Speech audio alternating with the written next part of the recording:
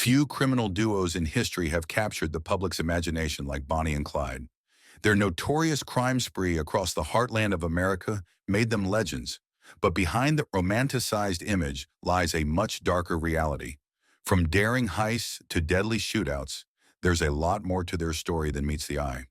Prepare to be shocked as we uncover surprising and little-known facts about the infamous couple that rewrote the rules of crime during the Great Depression. They once kidnapped the man who later embalmed them. In April 1933, Bonnie, Clyde, and their group stole a car in Ruston, Louisiana. The car belonged to H. Dillard Darby, a local undertaker.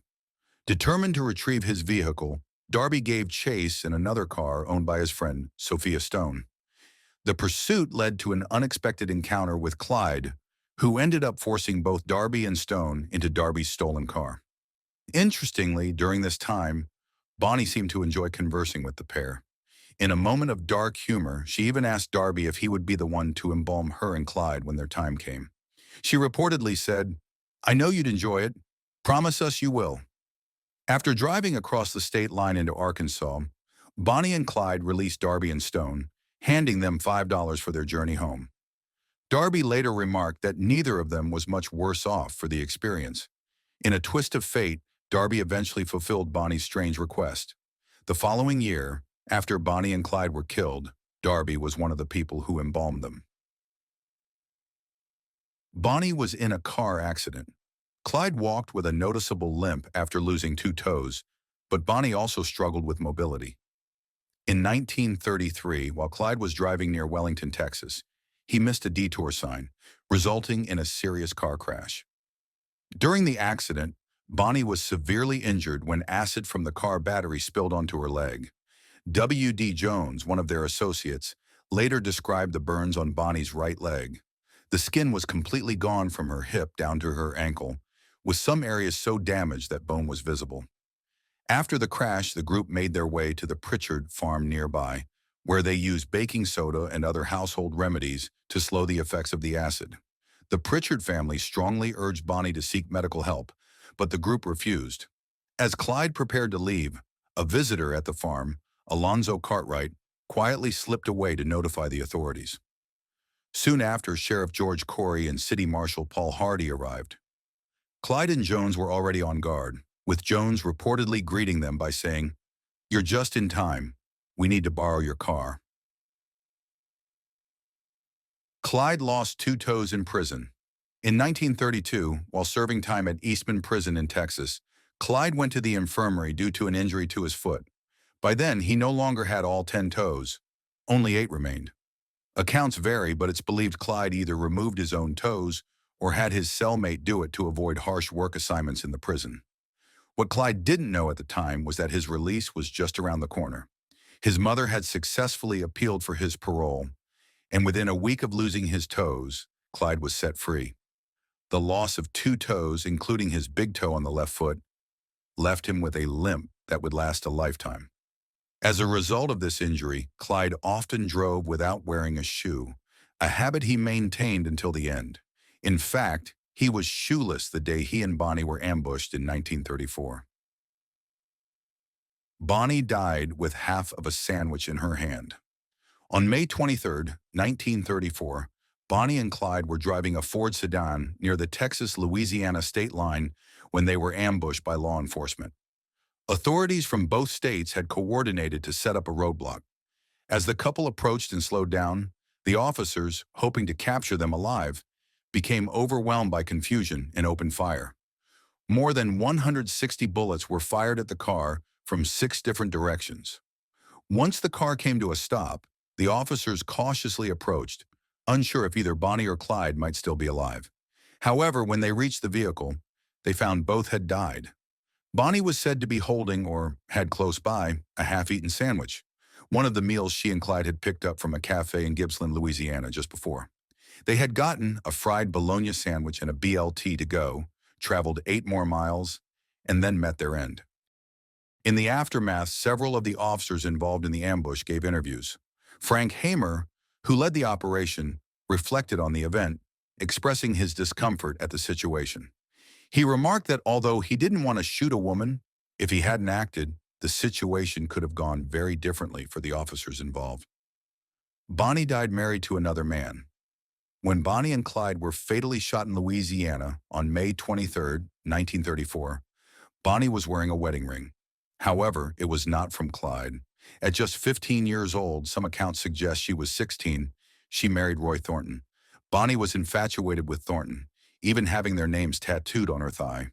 They tied the knot in September 1926, but their marriage was marked by violence and turmoil.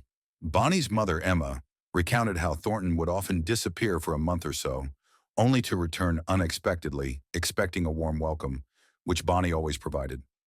In 1929, Thornton was imprisoned for robbery, leading Bonnie to move in with relatives. From that point onward, she never saw him again. She met Clyde in 1930, yet she and Thornton never finalized their divorce. At the time of Bonnie's death, Thornton was serving a sentence for murder. Upon learning of Bonnie and Clyde's tragic end, he reportedly expressed relief that they had died together. Thornton himself met his fate during a prison escape attempt in 1937. Bonnie and Clyde preferred not to rob banks. In the 1967 film Bonnie and Clyde, Warren Beatty portrays Clyde Barrow and famously declares, "We rob banks." While this statement is accurate, the notorious duo, along with their ever-changing gang members, found funding through various means beyond bank heists. The Barrow gang frequently targeted grocery stores and gas stations, and they often funded their day-to-day activities with coins they pilfered from gumball machines. Stealing from smaller establishments proved to be easier and less perilous, even though the financial rewards were sometimes minimal. In total, Bonnie, Clyde, and their gang committed fewer than 15 bank robberies. Additionally, they sought out other lucrative targets, including armories like the one located at Phillips University in Enid, Oklahoma. Clyde was said to have been so overwhelmed by the abundance of firearms there that he didn't know how to utilize them all. Preparing their bodies for burial was tricky because the exact number of bullets fired at Bonnie and Clyde's car on May 23, 1934, remains uncertain. Sheriff's Deputy Ted Hinton noted that he and his fellow officers discharged approximately 150 rounds, expressing that afterward, they felt like nothing but a bunch of wet rags. Some accounts suggest that Bonnie sustained 26 entrance wounds, while Clyde had 17. Other reports indicate numbers as high as 25 and 23, respectively. The extensive damage caused by the gunfire complicated the embalming process, making it challenging to retain embalming fluid in their bodies. When H. Dillard Darby, one of their former hostages, arrived to identify the deceased, he was asked to assist Undertaker C.F. Boots Bailey with this difficult task. Additionally, embalming fluid served another purpose. It helped manage the overwhelming crowd that had gathered outside Conger's Furniture Store and Funeral Parlor in Arcadia, Louisiana. To keep the enthusiastic fans at a distance, Bailey resorted to squirting embalming fluid at them. They were hot commodities. As news of Bonnie and Clyde's deaths spread, people in the area hurried to the site of the ambush. Those who managed to get close sought to collect souvenirs, including bullets that had lodged in nearby trees and even fragments of the Outlaws themselves. One individual allegedly attempted to sever Clyde's ear, while another used scissors to snip a lock of Bonnie's hair and a piece of her dress. When the bodies were transported to Arcadia, Louisiana, crowds flocked to the town, eager for a glimpse. The influx of visitors was so overwhelming that it became nearly impossible to find a cold drink, prompting storekeepers and vendors to urgently call neighboring towns for additional supplies. Some onlookers who caught sight of the bodies were left disillusioned by the reality of the infamous couple. One man was quoted as saying, "He was nothing but a little bitty fart," upon viewing Clyde. Even today, memorabilia related to Bonnie and Clyde remains highly sought after. In 2019, an auction featuring items associated with the notorious pair fetched over $180,000, underscoring their enduring legacy in American history. Bonnie didn't actually smoke cigars. One of the most iconic photographs of Bonnie shows her standing in front of a car, gun in hand with a cigar in her mouth. In reality, Bonnie was a cigarette smoker, as was Clyde. The cigar she held actually belonged to their associate, W.D. Jones, who had lent it to her for the photo. This image also highlights Bonnie and Clyde's love for the spotlight. They enjoyed having their photographs taken, and when law enforcement raided their apartment in Joplin, Missouri in 1933, they discovered cameras, film, and numerous photos. These images quickly circulated through the media and were soon followed by newsreels, contributing to their portrayal as heroic figures. Jim Wright, a Texas native and former politician, noted that even if people disapproved of them, they couldn't help but feel a tinge of envy for their good looks and seemingly carefree lifestyle. According to John Fusco, the screenwriter for Highwaymen, the photograph of Bonnie with the gun and cigar played a significant role in glamorizing the couple. Author Jeff Gwynne pointed out that in one snapshot, Bonnie posed with a smiling Clyde at mock gunpoint. In another, she stood with one foot propped on the fender of their V8 sedan, a stance considered quite unladylike, while brandishing a handgun, which she also showcased in several other images. Their robberies were family affairs. The Barrow Gang included several members throughout its existence, such as W.D. Jones, Henry Methvin, and Ralph Fultz. Also part of the gang were Clyde's brother, Marvin "Buck" Barrow, and his wife Blanche. Though Buck and Blanche were only affiliated with the Barrow Gang for around 4 months, they played a role in the notorious shootout in Joplin, Missouri in 1933, which resulted in the deaths of 2 police officers. During her time with the gang, Blanche did not handle firearms, famously claiming she was a hell of a loader, but had never fired a shot. In July 1933, Buck was critically injured in a shootout in Platte City, Missouri, while Blanche also suffered injuries that left her partially blinded. Less than a week later, both were arrested, and on July 29th, Buck succumbed to his injuries. Another significant figure influencing the criminal endeavors of Bonnie and Clyde was Clyde's mother, Cumie.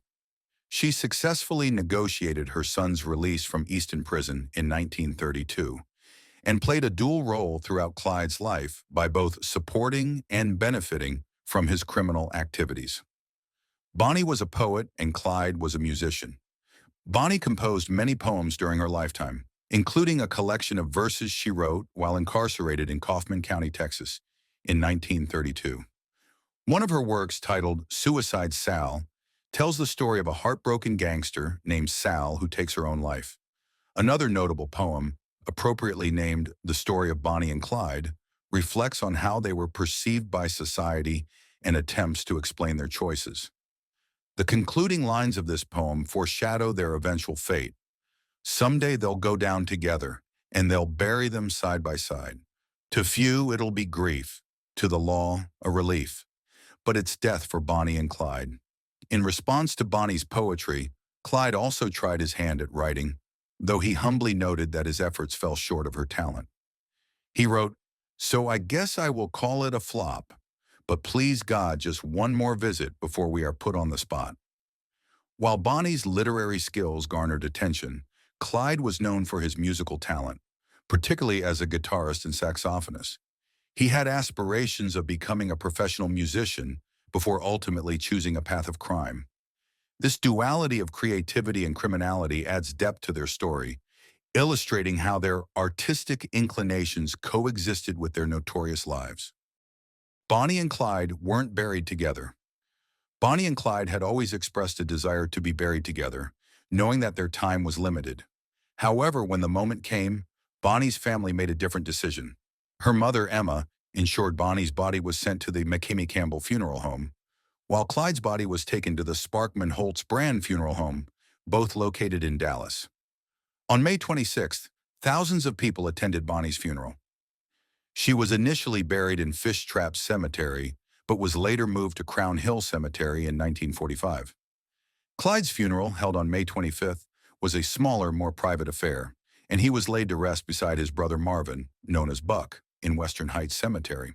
Though their final resting places are about 9 miles apart, there are still efforts to reunite them. Rhea Lean Linder, Bonnie's last living relative, remarked, "Their desire was to be buried side by side. I think that's the way it should be." Clyde's descendant, Buddy Barrow, also added, "They made a spot next to Clyde for Bonnie back then. It's still there." This poignant detail about their final wish reflects a lingering connection even after death, and perhaps one day they will be honored in the way they had envisioned. As we wrap up this exploration of shocking facts about Bonnie and Clyde, it's clear that their legacy extends far beyond their notorious criminal exploits. They remain a complex symbol of rebellion, romance, and tragedy, a reminder of the fine line between legend and reality. The fascination with their lives continues to captivate audiences, inviting us to ponder the choices they made and the world they lived in. If you enjoyed these intriguing insights into the lives of Bonnie and Clyde and want to dive deeper into more fascinating stories from history, be sure to subscribe to our channel. Your support helps us bring you more captivating content and explore the untold tales that shaped our past.